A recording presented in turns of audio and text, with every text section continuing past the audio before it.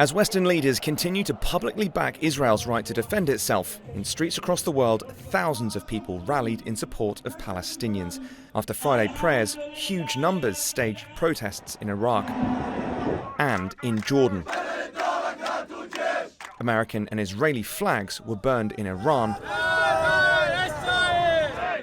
And in rallies across the subcontinent, thousands were seen on streets in Sri Lanka, Bangladesh and India. In Western countries, however, there were growing security worries about similar support for Palestinians.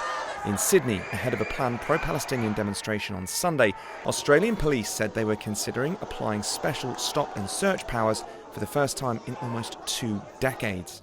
These powers are extraordinary. These powers are seldom used. We are considering our legal options at the moment.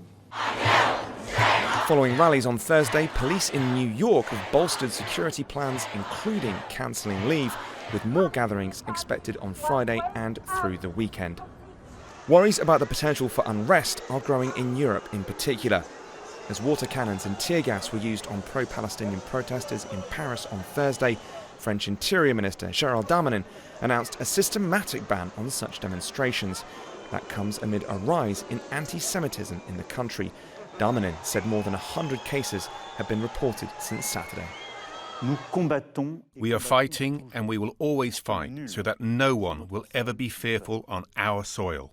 No suspicion, no division between us should ever exist within our nation. German Chancellor Olaf Scholz on Thursday said he was outlawing any gathering that celebrated Hamas, vowing zero tolerance of anti-Semitism. There are concerns about such threats in the UK as well, with some schools being closed protectively.